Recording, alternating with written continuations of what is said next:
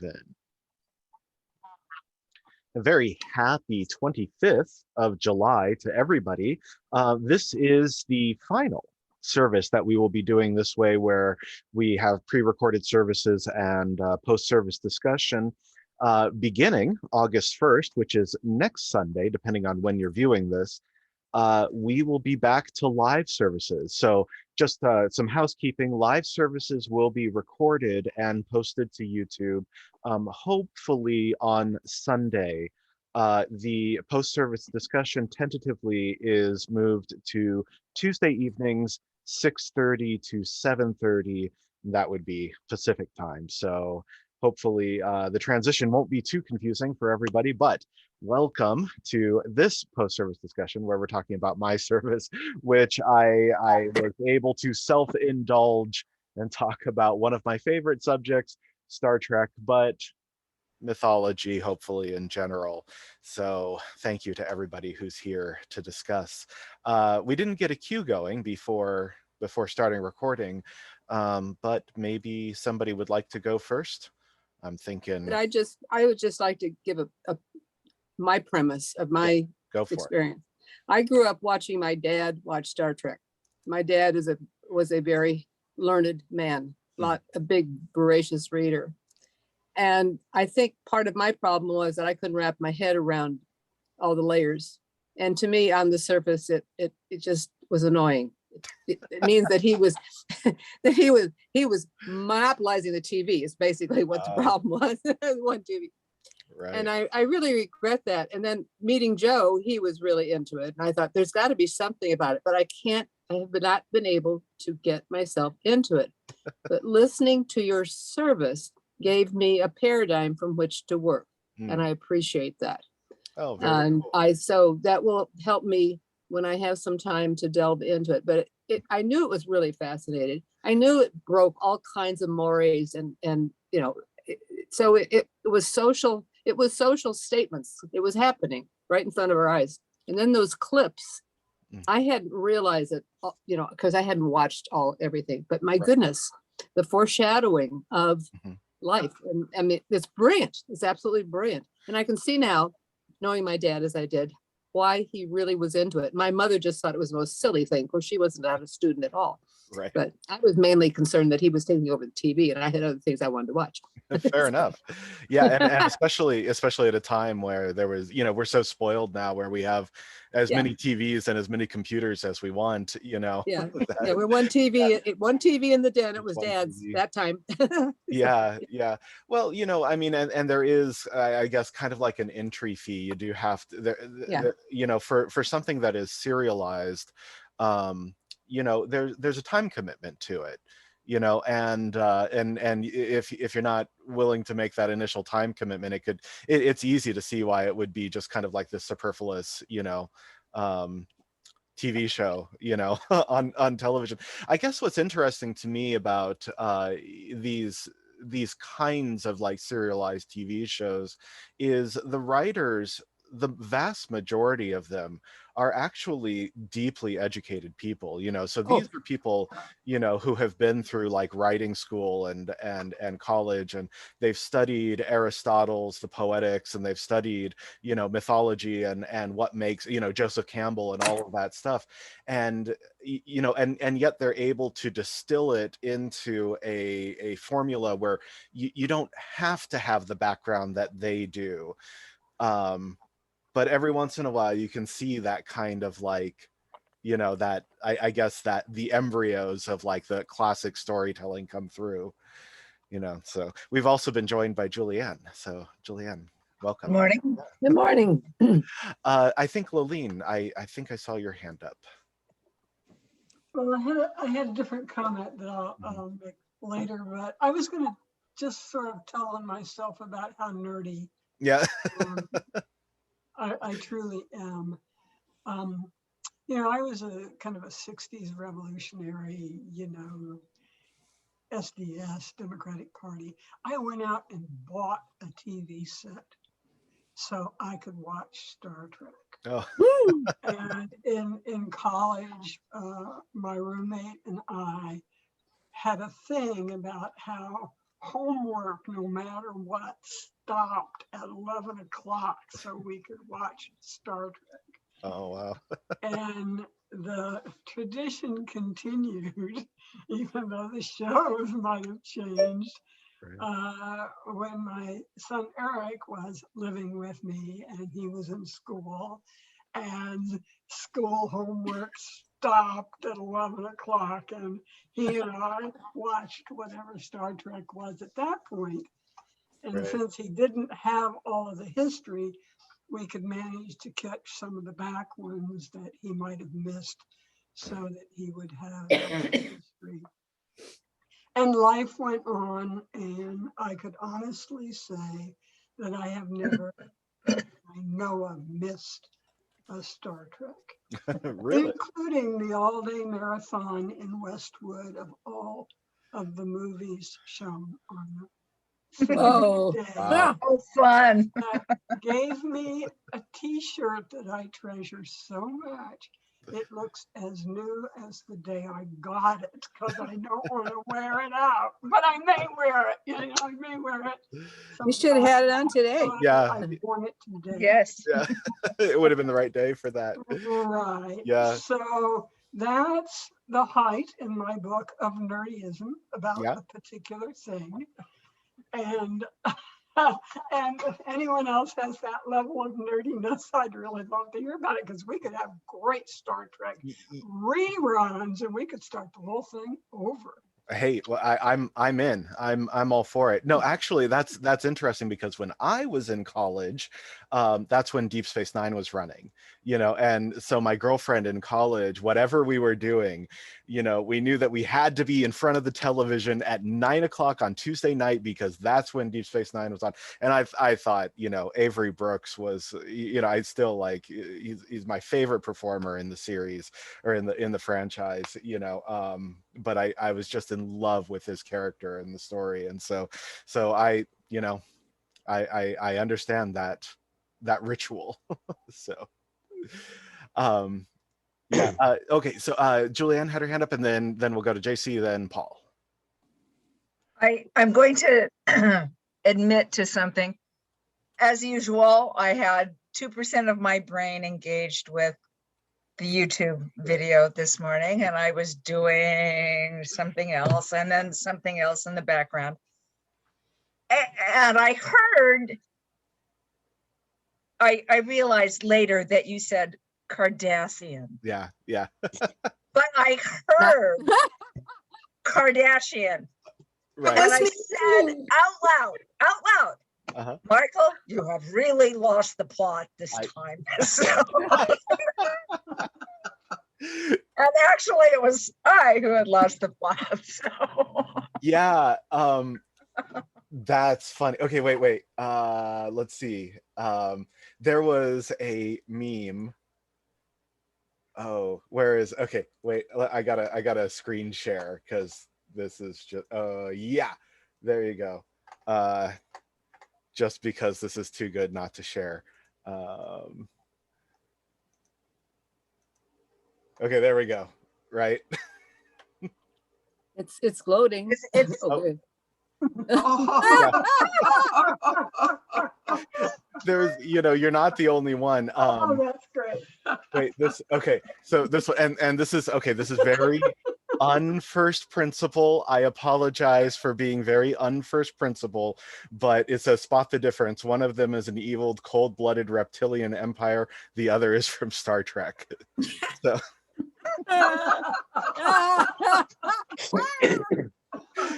Oh, Michael, Yeah. I've done that in my head so many I times.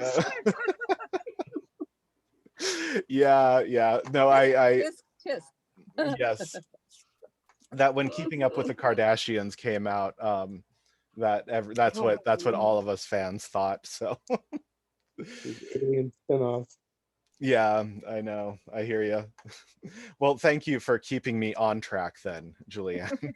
So, I'm glad that was clarified because I was thinking Kardashian too.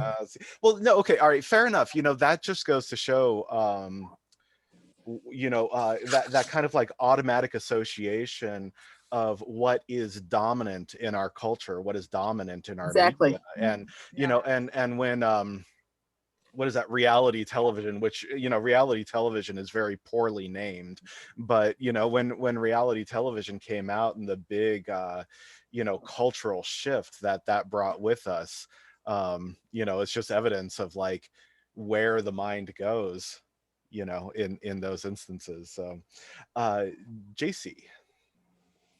Well, I discovered Star Trek because my children were watching it. So I don't exactly know what the date is, but the stories I was brought up on as a little person up to where I had little people were Greek mythology, Episcopalian Bible, a war during which Japanese Americans were corralled in camps and then brought into our homes as baby care. Mm. In general, a lot of stuff was possible to me. And as I stopped and looked over my kid's shoulder at Star Trek, and I thought, oh, now we have a new story. This is the new story of this age. This is what my children will believe because they don't have the Greek mythology, and it's all right here. So I felt very, very at home and surprised to find themes I was familiar with in this new guise. And so I have always thought and had great respect for the Star Trek, the whole thing, Right. because it gave us how to be the people of this age. Correct. And I had my nasty woman shirt on to sleep last night, and I didn't want to wear that today. So I wore this, and this is my Easter shirt. Read that out loud. Humanity and decency is reason enough to be a good person. This is my Easter shirt. But I wore it today because this is my story now. Yeah. Yeah. We are good enough to be good too. This is Fair enough. enough reason to love one another. And Star Trek got me back to that too. So I just remembered, I actually, you know how you can remember moments of insight? I'm going, oh, this is the new story. And I was standing in that room over there in that other house, watching the TV set. And I was glad my children were being raised on this new story. Yeah. Because Yeah. it's the old story. It with is. new implications. Yeah, it really is, because especially with the original series, what was interesting to me anyway about the original series was I had gotten into it at a time where in my English class we were reading Moby Dick, and in Moby Dick you've got this ship, and not all of the members, but many of the members of this crew on the Pequot, right? I think. Yes. The Pequot, right. Oh, shows how long it's been. They come from all over the world. So there's this idea in Moby Dick that you've got the world on this ship. And that was the same thing in Star Trek, that you had the Japanese, you know, even though he was Japanese American, you know, you had an African, now of course, again, she was African American, but the character was, yeah, sorry? Oh, he won't. Did I freeze? You did. Yes. Oh, of course. They're doing work downstairs, so hopefully we won't deal with you know, bad connection problems. Sorry. So you had a Japanese American, there was an African American, but the characters were from their respective countries, you know, and then of course you had like the one alien. So there was very much this idea that this is the world, you know, in one place, and everybody has a job and everybody gets along and everybody, you know, adheres to this higher principle. You know, and there is a very particular beauty about that, I think. Julianne, can we do Paul then Julianne? Yes, yes. Yeah. I just wanted to share a few Star Trek-isms. I've been a big fan of all of them. But the first one was on Thursday nights at 9 o'clock. And so if you wanted to watch Star Trek, you had to be glued in front of the TV set at that time, back in those days. But it was such a social phenomenon that another program, I don't know if anybody remembers SCTV, Oh, yeah. Second City Television. Okay. Well, if you I love watch, Second City. they were much funnier than Saturday Night Live. But anyway, any of the programs that they advertised on that fictitious network were always on Thursday nights at 9 o'clock. Ah.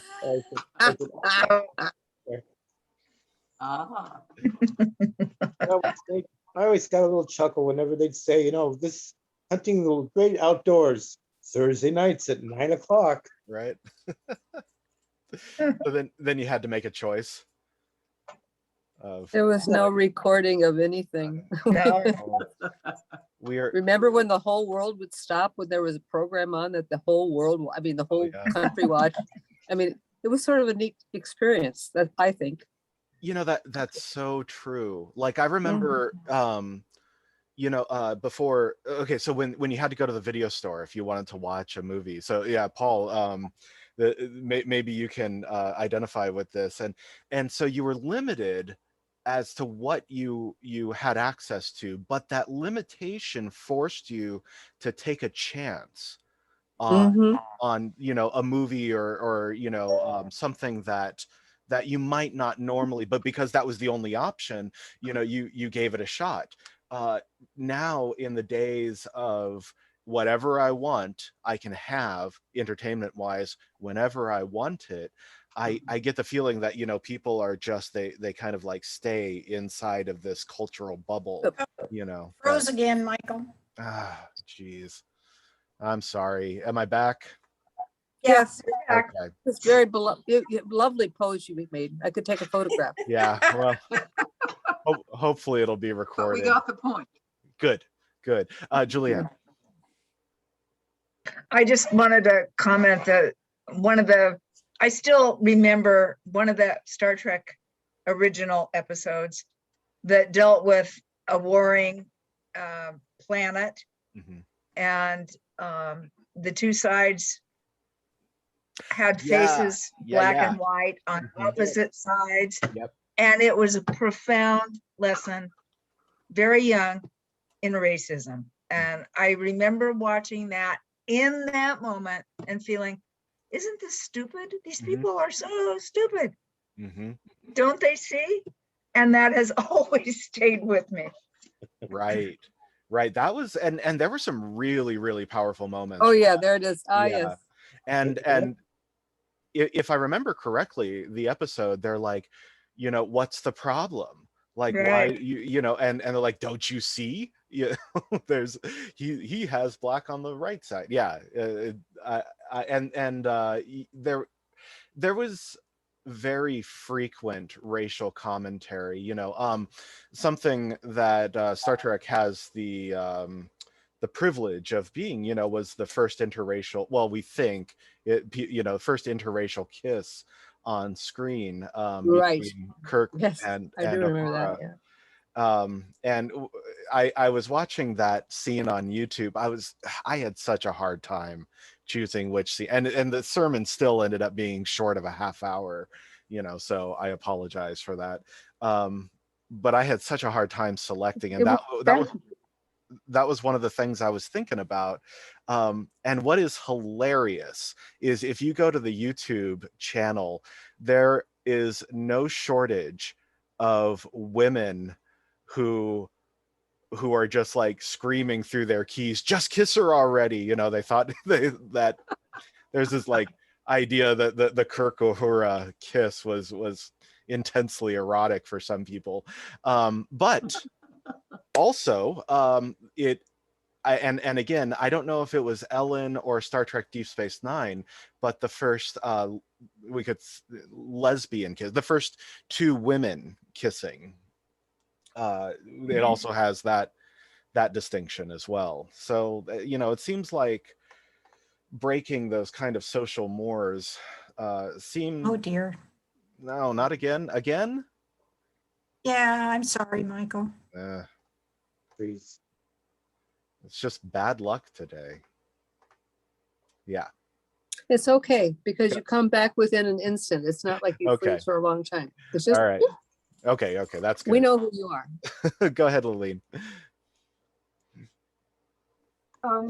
Your memory is much better than mine, Michael, and so I'm going to ask if you would start off something and maybe we could all participate. There were many basic premises upon which, starting at the very beginning, Star Trek, adopted as foundation. And I think it would be interesting if we could try to remember as many of those as possible.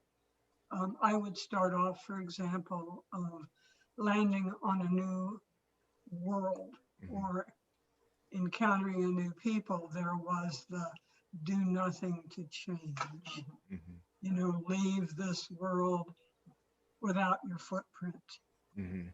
So maybe some other folks could, throw out things that they remember that are really relevant for us today. But that's really alive in us. Don't leave your waste in the forest. Right. I mean, it's an expansion from how we live. I don't know, we want to change a whole bunch of societies all over the world. Yeah. Well, I mean, think about the effect that Western expansion has had on the world, either through trade or conquest and colonization, and it's a sticky subject too, because whether it be like religious conquest or the exploitation of resources, that the fact, and this is something that's been known in anthropology forever, right? That the fact that just another culture's presence is going to change things. Absolutely. And so I don't think that it's any surprise that when they, that in the stories, when they encountered people that, let's just be frank, right? 9 times out of 10, these were people representing Native Americans, right? That there emerged this idea of the prime directive, right? That you don't interfere with a culture's development. Because if we could go back in time, and advise, the former, the Europeans who, with the best of intentions, sometimes not,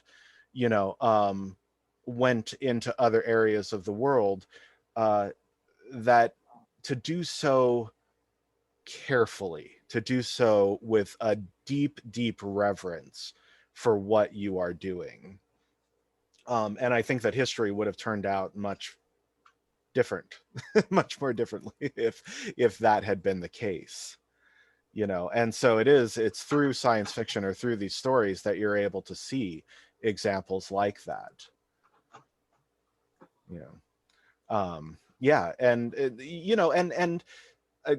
I've been enjoying this conversation a lot. I would say it doesn't necessarily have to revolve around the Star Trek series. It could revolve around, like what do we think about the idea that all great stories are religious stories, right? Or, well, maybe we could start there. Yeah, go ahead, JC.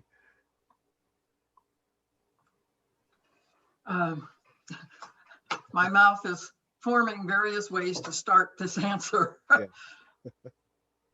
Any story that the people who were in that segment that you showed with the black man and how he physically changed when he realized what had happened, what had happened in him. But that also happened in those other people who went down around him to hold him when they realized how that person who isn't there but had power just unjustly killed him. Yeah. And we talked about that last week. Yeah. The injustice of power without love. And Mhm. Yep. so, Yeah. it's just,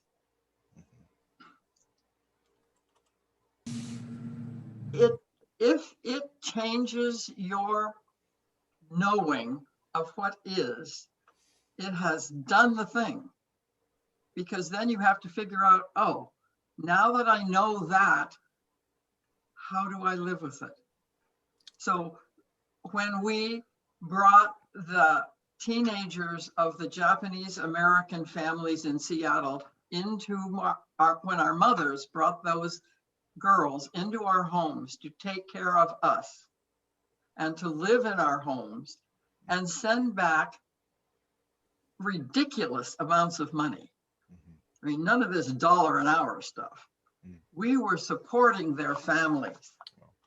The only way they could see it as not being degrading by calling their children into our families. And then we sent them the money their mother and father should have been making because we had stolen their property and ruined their businesses.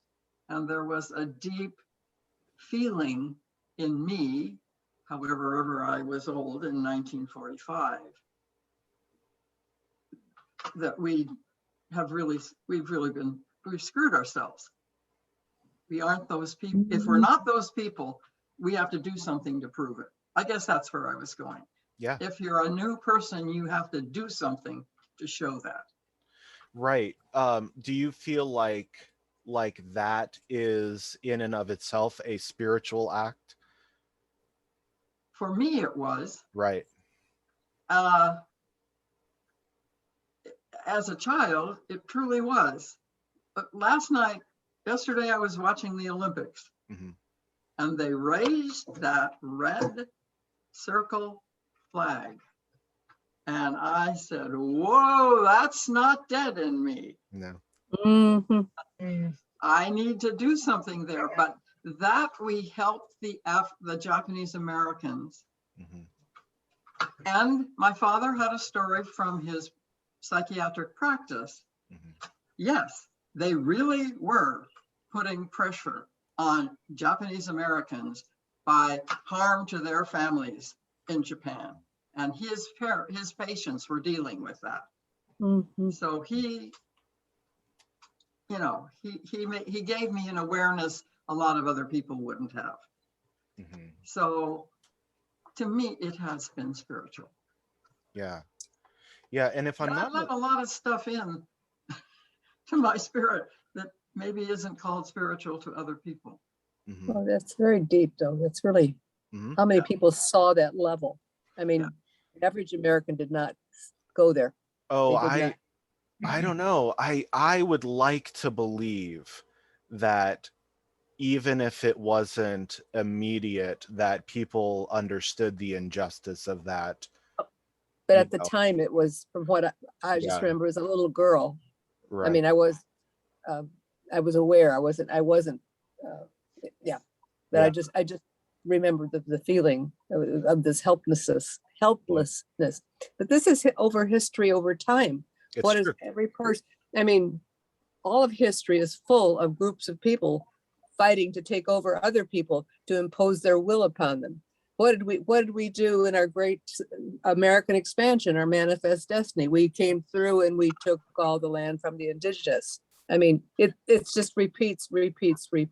Right. Because we quote unquote, the white person or the Americans or whatever you want to call us at the time, we're more knowledgeable, we're trying to save these people from their, it was, and a lot of it was based in religion. It was based in fear. Oh. They weren't doing what they should be doing, and Yeah. Well, yeah. so No, not honoring. it took it. No, tradition. there's a lot to talk about. Kim and Laura Lee's hand both went up when JC was Sorry. talking. Oh no, don't ever be sorry. When JC was talking about the Far Beyond the Stars scene, that's kind of like the climax of that particular episode.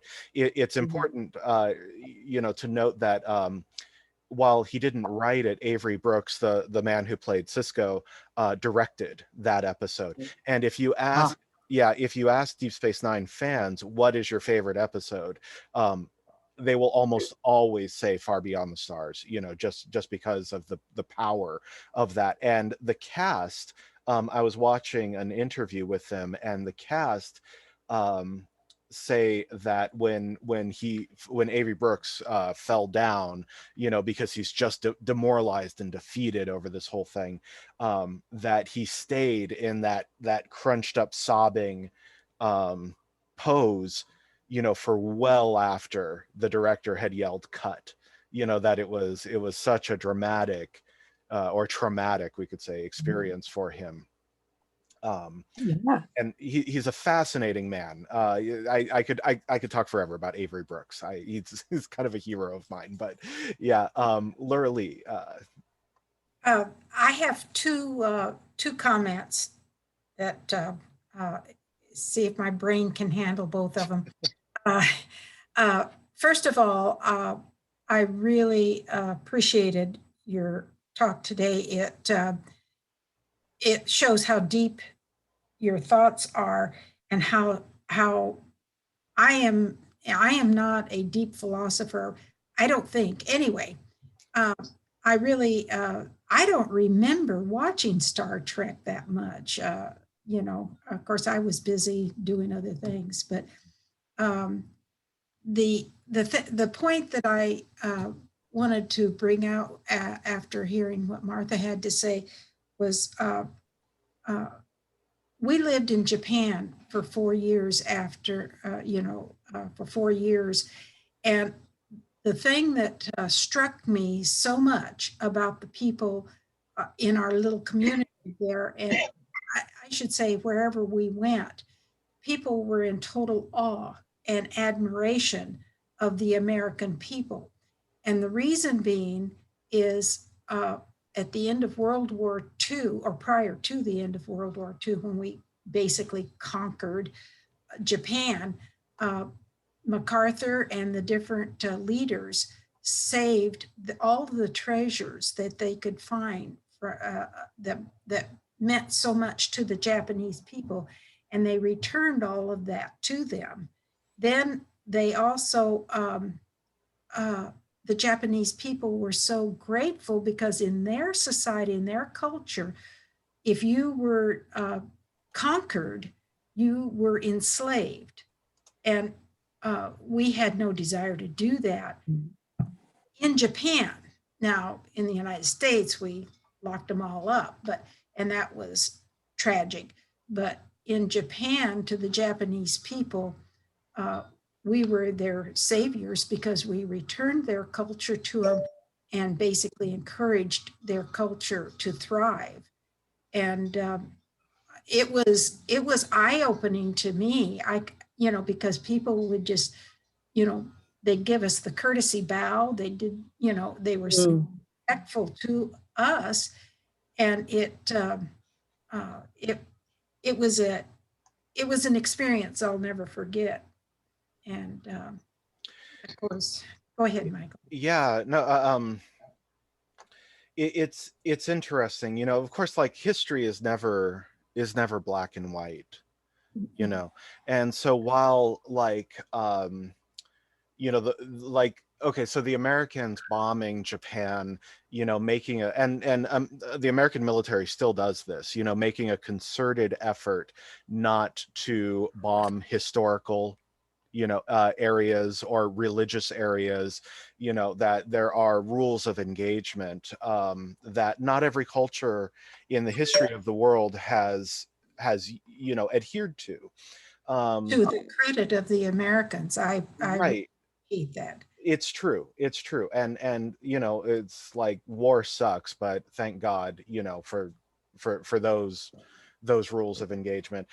You know, we do still have examples of artifacts that were taken by servicemen popping up all the time in like Antiques Roadshow and stuff of treasures that were taken, you know, during that time. So, you know, it wasn't all roses and flower Right. petals, but no, it's again, you know, the point is well taken that it's But a it was the leader that had, you know, it's true, and it's a testament, I guess, to the human ability to move forward, that our countries can have such an amazing relationship now after such a tragic event. And for anybody, I don't know, a couple of you have been to Japan. For anybody who's been to Hiroshima in Peace Park, you know, that there's a Peace Park, you know, is this giant memorial of the bombing of Hiroshima. And the first time I visited it, I think I was probably like 5 or 6. And yes. then I visited as a teenager when I went back to Japan as a teenager. And I'll tell you, the experience of being an American in that place was dramatically different for me. Yeah, so it you know, I don't remember exactly where that, oh, because we were talking about internment, that's why, you know, the difference. Okay. Yeah. Kim. Yeah, you're muted right now. Yeah, okay, I'm gonna ask you to unmute. There you go. There. As a kid, I vaguely remember Star Trek, but I like Battlestar Galactica better. I had fights with my mom because she didn't want me watching that stuff. And I remember Battlestar Galactica being on Sabbath right before sundown. So I would really have to sneak around because I wasn't supposed to watch TV. I just remember that as a kid. But as an adult, I started watching Next Generation because there's nothing else on TV. It was either news or stupid soap operas or whatever. And so I started getting interested in it, and that started me on. I think I read over 100 Star Trek books and and stuff like that. So, but what I was reading about Star Trek versus like Star Wars and Battlestar Galactica, Star Wars has where they're the underdog all the time and they're fighting for their freedom. And Battlestar Galactica was like their own technology got the best of them. And Star Trek has the best of the future. What could happen in the future, just the greatest thing. And I thought, hey, that's pretty interesting because that's kind of what it is. So when you're watching Star Trek, you kind of have hope for the future and what could possibly happen in the future, and it's always seems to be good. And of course, bad stuff happens, and it seems like, you know, you try to figure out what's a good solution to it. I also noticed that there's a lot of whatever's happening in the world stuff. Star Trek always tries to put what's going on. Yeah. You know, like Data. He was considered to be property of Star Trek, and they had a big, huge trial on that. And Riker, I remember Riker liking this lady, but she wasn't really a lady because she didn't have a sex, their culture. And that was a big, huge deal. And later on in life, I thought, oh, well, that's what was going on here, around here. And then the original Star Trek, one of their, what was it, number 4, they went back in time to get a whale to help their Oh, yes, yes. Yeah. Yes. I'm thinking, well, that's kind of climate control there. it Or, is. you know, Mhm. so it's kind of, you don't really think about it when you're watching it. You're just watching it, oh, great story. But then you realize that it's teaching you stuff too. Ha, Mom. Yeah. How deep the writers were. Well, yeah. But the thing is that it was never in your face, right? You know, that it like, so when Voyager came out, and there was, you know, or Deep Space Nine, you know, Deep Space Nine, you've got a black captain. Voyager comes out, you have a female captain, and Right. and there was chatter among the fans, not so much of having a black captain. That was fine, everybody was okay with that, but the idea of having a female captain was somewhat, you know, revolutionary. But what was wonderful about Voyager was there was never any question amongst the crew of like, you know, oh, she's a female captain. It was just there. It was in the chain of the command, and everybody respected her. And, you know, and after the first season, people were like, oh yeah, it's a female captain. Awesome. You know? So you're right. You're right. I think the way that we deliver social justice messages, has a lot to do with how we receive them. And I think that, yeah, I think that's a lesson that our modern media might, you know, might take into And account. you have to realize that Star Trek was coming from, we had a World War III, and Yeah. it was all devastated. Yeah. And they came out of it and then the Vulcans started showing up, and Right. First Contact. Right. Yeah. The fact that the seeds of the Federation, right, emerges out of the bloodiest catastrophe in human history. Right. Yeah, it is a powerful part of the narrative. Julianne. I'm generally disappointed with our progress toward the technological advances that Star Trek proposed, with the exception of our handheld communicators, Yes. which we are all. Right. We were promised flying cars in the Jetsons, and darn it, we still don't have flying cars. We have Dick Tracy's little wristwatch. That's true. That's true. Yeah. Yeah. No, that's a good point. Although, you know, what was the well, I can't remember who said it, but somebody was talking about the idea that art has never put a man on the moon, right? That it's science that did that. And the retort to that was, no, movies put people on the moon decades before, you know, science was able to do it, because it was in the imagination. And that if we have in our imagination, you know, the idea that we could explore space, or that we could explore, you know, then that gives us something to work towards. You're right. You know, we don't have flying cars or spaceships yet, but the computing power has always been undershot in science fiction. You know, that you know, in space, what was that show, Space 1999, you know, where like the moon is flinging through the galaxy or something, you know, and like the computers that they always show are like these giant reel-to-reel machines. You know, whereas, like you said, you know, we've got like these supercomputers in our pockets now. So like it's funny to see in our predictions the things we get enormously wrong and the few things that we get right, you know, in that. So we haven't heard from a couple of you. Oh no, actually that's not true. It's only Connie. We're saving it. We're saving it for the end. Yeah, that's right. That's right. Oh, I didn't see that. Connie, if you're not ready, JC wanted to talk. Okay. Yeah. She can. There you go. Okay. I've just got an intriguing little note down here. I didn't realize about the response of giving the Japanese back their treasures. Even if individuals took them, the man who represented the country, that general, did an honorable thing, just as we did the Marshall Plan after the Second World War. And that struck an attitude that the country would fight, but would not destroy or demolish. So that sets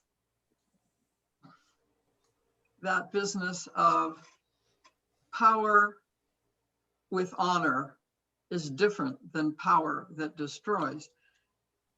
And I think that I see the impassioned demands of the people who worked with the translators in Iraq are saying, we will not leave those people behind. Mm, And I keep saying, "Shh, I'm sure we're getting them out, mm. but you don't want to put them all in a plane that can be bombed. Come on, just, you know." Yeah. But we weren't showing as if we were taking care of them. And But we those were. soldiers were saying, this is not going to happen. We are going to expose you if you don't get this done. And it made me realize that on that last day that I can still live through at the end, when the end of the Second World War was declared, we were driving around downtown Seattle waterfront because my dad was saying goodbye to us. He was, as a psychiatrist, being sent to Guam. Wow. Mm-hmm. Mm-hmm. And all of a sudden that gives me goosebumps. He was going to Guam to receive the people back who had been emotionally destroyed by war. And he didn't go to Guam. They brought them home. Mm, But you said, how is this spiritual? Well, it has me in tears right now. right. Right. Also, a little known fact is that many Los Angeles residents packed up the homes of Japanese people and saved everything Oh, till they were released and gave it back.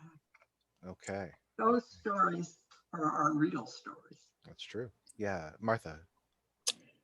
Joe's sister's in-laws were Japanese, had a very successful, I want to say farm. They grew flowers, they grew chrysanthemums underneath the power wires in the foothills above Los Angeles, had many acres. The neighbors took that over and ran that property for the whole time for those people. Yeah. That was very typical from what I understand. I know Joe has tears in his eyes when he talks about it, seeing that happened. And I got to visit those people one Thanksgiving and to see these tremendous flowers, these chrysanthemums that are as big as dinner plates.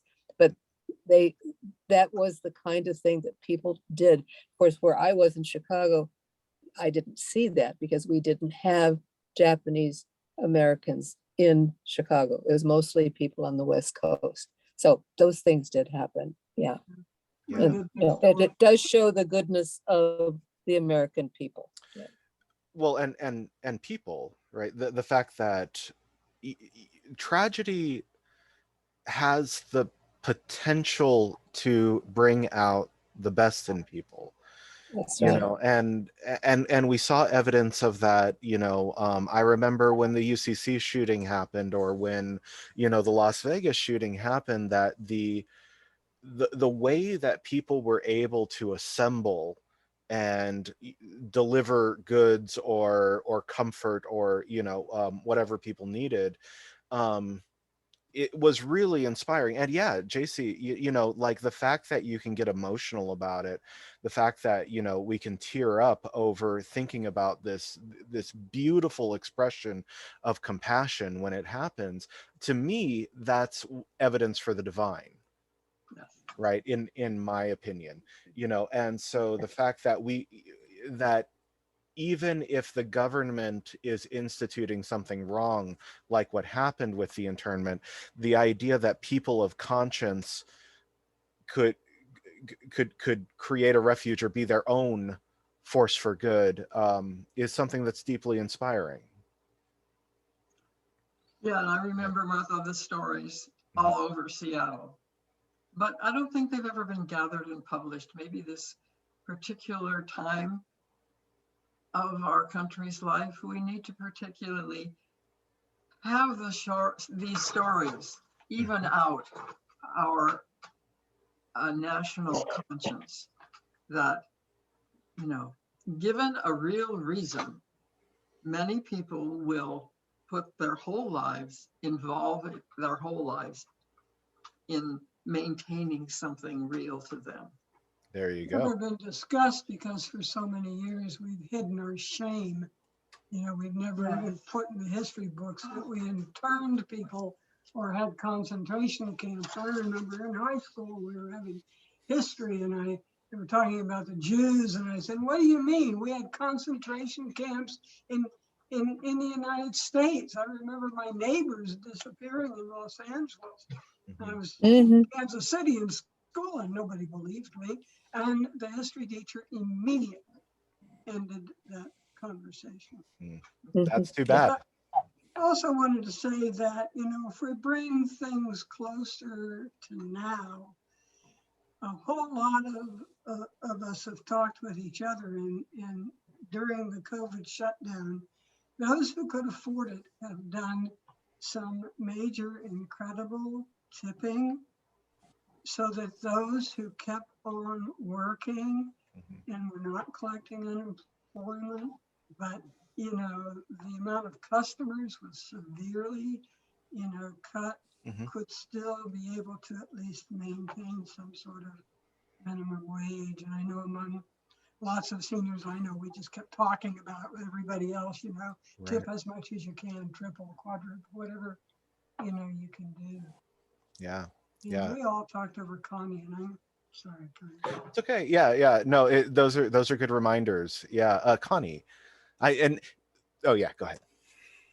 I just wanted to point out that the comment about tragedy bringing out the best in us, which I think is true, but noticing the news networks and the little stories of tragedies are like little cupcakes or something as a part of all this other news that we hear over and over and over.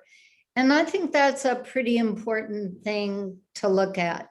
Like we get these tragic stories for a bit of time, and then they jump to the next one. And so when those fade away, then the interest of that group of people or that incident wanes, you know, whether it be fires, floods, or indigenous people in third world countries. And I just think the news networks are part of that problem, that we don't stay attuned to these tragedies. Maybe people feel there are too many. I don't know. No, that is something that concerns me greatly, you know, is that for media, which is a business, you know, turning a profit, trying to sell advertising, you know, what's the old news motto, that if it bleeds, it leads, right? Yes, You yes, know, yes. yeah. And how, so if all we're ever talking about is the bleeding, then that's all people will ever expect. Mhm. You know, and that goes back to what I was trying to get across with the sermon, is that we've got to imagine a future that's better if we're ever going to go that direction, right? You know, it's funny, you all want to talk when we've only got like a few minutes left when we're first starting out. So how It's about, called momentum. okay, we're gonna You go know, one. right, no, you're right, we're gonna go rapid fire. We'll go Laura Lee, then JC, and then Kim.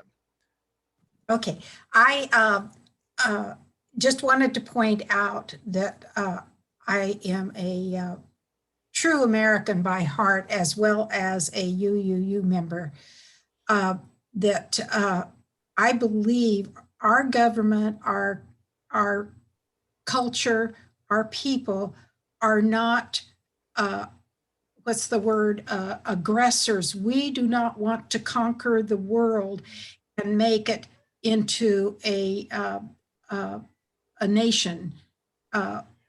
I believe that we respect other cultures and respect other cultures and governments, and leave it up to those people to determine their futures and their determination, that we do not interfere. Right. And that's, Yeah. I think that that is us at our best. Yes. Yeah. Yeah. Yeah. Yeah. And hopefully we're at our best more than we are at our worst. Right. Right. Yeah. JC. We watch ABC News at 5:30. And they always have the last thing, the strength in America. Mm. And the other night it was, there is a man who plays piano at some airport.